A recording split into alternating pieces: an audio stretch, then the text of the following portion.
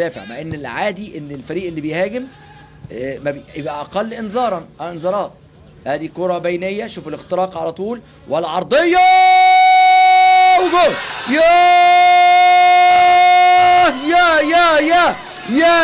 يا مش عايز اقول لكم، انا متوقع جول يجي بالشكل ده من بداية اللقاء. بصوا يا جماعة الكرات اللي بتتلعب البينية، واسلام جمال يجيب جول جميل من الدقيقة الأولى، وأنا بقول لكم محمد يحيى اللي بيجيب الجول.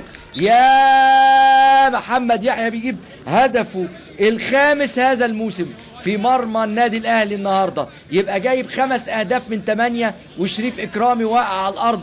يبدو انه في حصل التواء في رجله. بصوا يا جماعه، بصوا الكره النموذجيه هي اتلعبت اهي بينيه ناحيه اليمين لمحمد خليفه، وادي محمد يحيى لوحده خالص، وشريف اكرامي يبدو انه وقع قبل ما الكره تتحط نتيجه التواء في القدم، وادي على طول الكره دخلت مرماها اهو، وقع اهو، والشد اللي في العضله الخلفيه، حاطط ايده على العضله الخلفيه.